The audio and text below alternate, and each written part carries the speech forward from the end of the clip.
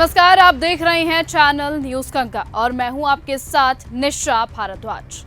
उत्तर प्रदेश की राजनीति में इन दिनों हलचल मची हुई है और 2027 के विधानसभा चुनावों को लेकर सभी दलों की नजरें एकदम टेढ़ी हो गई हैं। हाल ही में बीएसपी के भीतर जो उथल पुथल हुई, उससे एक सवाल ने जन्म लिया है। क्या मायावती के फैसले पार्टी की सियासत में कोई बड़ा मोड़ लाने वाले हैं और क्या इस नई स्थिति का फायदा चंद्रशेखर को मिलेगा, जो आजकल राजनीतिक मैदान में अपनी पैठ बनाने की कोशिश में जुटे हुए हैं।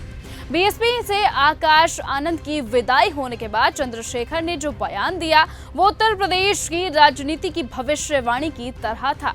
उन्होंने कहा कि मैं किसी के खिलाफ कभी नहीं बोलता हूं और ना ही किसी के फैसलों पर हस्तक्षेप करता हूं। बहन जी के निर्णयों पर हम सभी को विश्वास करना चाहिए, क्योंकि वो एक बड़ी नेता है। अब चंद्रशेखर का ये बयान ये संकेत देता है कि मायावती के निर्णय को राजनीति की एक गहरी समझ से लिया गया एक कदम है। लेकिन चंद्रशेखर आजाद की बातों में एक और दिलचस्प मोड़ तब आया जब उन्होंने कहा कि आजकल एक नेता तैयार करना मुश्किल है और फिर भी अगर कोई मजबूत व्यक्ति पार्टी से जुड़ता है तो उसे निकाल दिया जाता है। ये कथन बीएसपी की पार्टी राजनीति में अंदरूनी संघर्षों और मायावती के सख्त फैसलों पर एक सीधा तंज था। चंद्रशेखर आजाद की राजनीति अब ये बताने की कोशिश कर रही है कि बीएसपी का रुख कैसे बदल सकता है और 2027 के चुनावों में इस राजनीति का क्या प्रभाव पड़ सकता है। खिलाफ उस तरह की बातें मैं तो बोलता ही नहीं, मैं तो मना करता हूँ कि भाई ठीक है, मगर वो हमारे आदरणीय नेता है। अब उन्होंने ये दूसरा निर्णय आप बता रहे हैं, मुझे तो नहीं पता कर दिया क्या भाई। बहन जी क्या करती क्या नहीं करती ये तो आप और मैं जान ही नहीं सकते ना भाई। वो बड़ी नेता है, उनके देखो उनके कार्यों पे या उनके जो उन्होंने हस्तक्षेप करना मेरा काम नहीं है। लेकिन आप ये सोचो, आज के समय में जहाँ एक एक नेता बड़ी मुश्किल तैयार होता है, वहां इस तरह की लाइन लगाना कोई जुड़ रहा है उनकी पार्टी से? देखा आपने? कोई एक भर्ती दिखा दो, कोई मजबूत आदमी जुड़ा और जो है उसको भी निकाल दें तो रास्ता क्लियर कर रहे हैं कि अभी लड़ाई वो तो कह रहे हैं कि आजाद समाज पार्टी को लड़नी है लड़ाई, वो मैदान में है और हम लोग मैदान में हैं।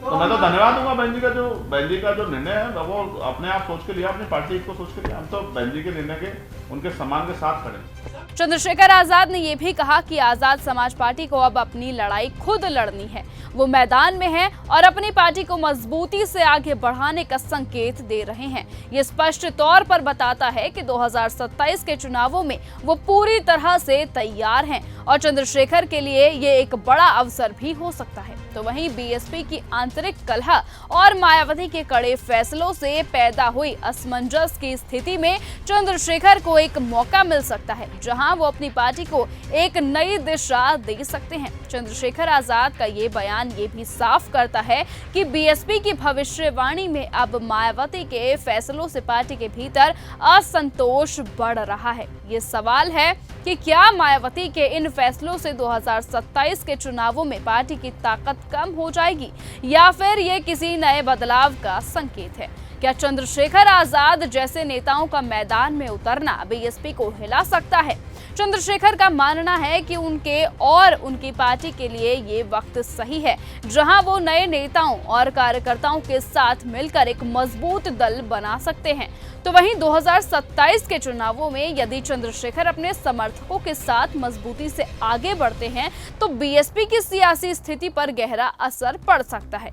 इस समय यूपी की राजनीति में चंद्रशेखर की स्थिति मजबूत हो सकती है, खासकर यदि वो मायावती के फैसलों के बीच अपनी पार्टी को एक नई दिशा देने में सफल रहते हैं। तो वहीं चुनावी रणक्षेत्र में अगर दोनों दल यानी बीएसपी और आजाद समाज पार्टी आमने सामने आते हैं तो ये एक ऐतिहासिक लड़ाई भी साबित हो सकती है, क्योंकि दोनों ही नेता दलितों के लिए काम करते हैं। चंद्रशेखर का बयान इस बात की ओर इशारा करता है कि यूपी की राजनीति में 2027 के चुनावों तक बहुत कुछ बदल सकता है।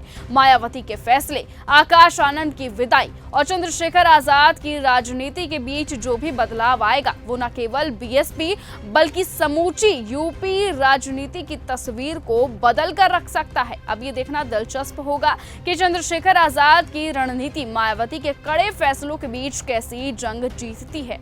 तो फिलहाल आज की इस वीडियो में इतना ही। देश और दुनिया की तमाम बाकी खबरों से जुड़े रहने के लिए आप बने रहें और देखते रहें चैनल न्यूज गंगा। नमस्कार।